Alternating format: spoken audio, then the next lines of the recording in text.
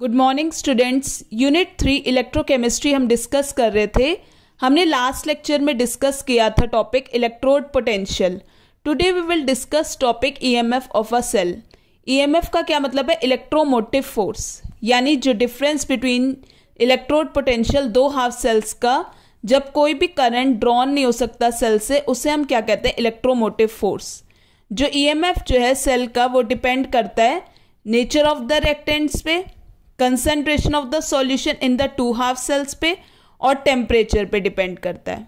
यानी जो ईएमएफ जो है डेनियल सेल का वो है 1.1 वोल्ट एट 298 केल्विन, जब कंसंट्रेशन जिंक सल्फेट की और कॉपर सल्फेट की हम 1 मोलर लेते हैं। अगर हमें कैलकुलेट करना है standard EMF of any galvanic cell, तो standard EMF of the cell equals to standard oxidation potential of the oxidation half reaction plus standard reduction potential of the reduction half reaction. तो standard oxidation potential equals to standard reduction potential. अगर हमें reduction potential दोनों electrodes का लेना हो तो हम क्या करेंगे?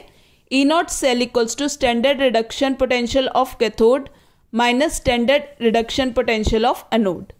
E not cell equals to E not cathode minus E not anode.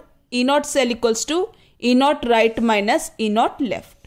Next अब हम यहाँ पे देखते हैं, अगर हमें standard electrode potential copper electrode का निकालना है तो हम हाइड्रोजन इलेक्ट्रोड को एज अ रेफरेंस इलेक्ट्रोड ले लेंगे, क्योंकि हम एक इलेक्ट्रोड का तो निकाल नहीं सकते इलेक्ट्रोड पोटेंशियल, इसलिए हमने जो हाइड्रोजन इलेक्ट्रोड को एज अ रेफरेंस इलेक्ट्रोड लिया। यहाँ पे हमने हाइड्रोजन इलेक्ट्रोड ले लिया और यहाँ पे हमने कॉपर रॉड डिप करी कॉपर सल्फेट सॉल्यूशन में। तो इस तरह copper rod is dipped in 1 molar copper sulphate solution में, उसे हमने कंबाइन किया hydrogen electrode through a salt bridge, और दोनों इलेक्ट्रोड्स जो हैं they are joint through voltmeter.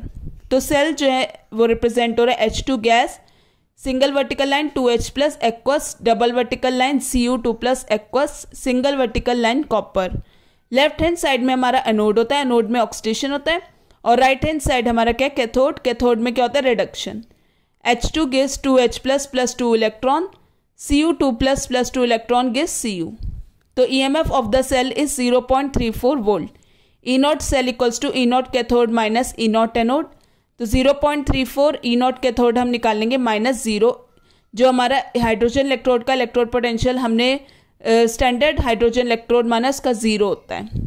Since the reaction cathode में रिडक्शन है, E not cathode is the standard reduction potential of copper, तो this is given the positive sign, यानी standard reduction potential आ गया हमारा Cu2 plus slash Cu equals to 0.34 volt.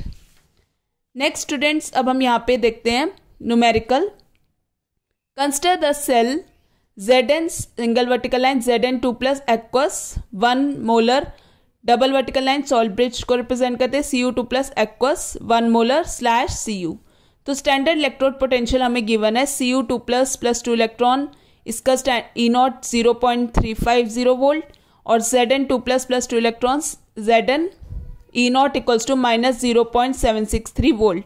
अब हमें cell reaction लिखनी है और ईएमएफ ऑफ द सेल निकालना है।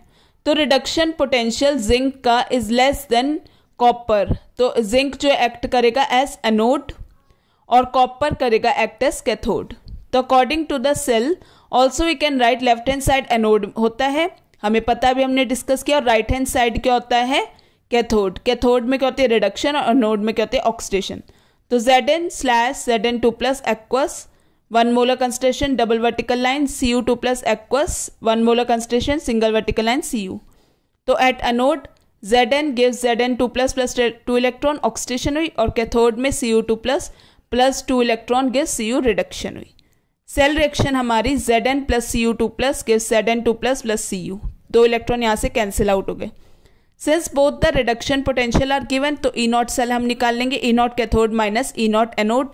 ई नॉट की हमारे को minus 0.763 volt reduction potential given है, और ई नॉट कॉपर का Cu2 plus slash Cu plus 0.35 volt, इसका भी रिडक्शन पोटेंशियल गिवन है। तो हम फॉर्मूला लगा देंगे E not cell equals to 0.35 minus minus 0.763, तो हमारा आंसर आ जाएगा 1.113 वोल्ट, हमारा आंसर आ जाएगा।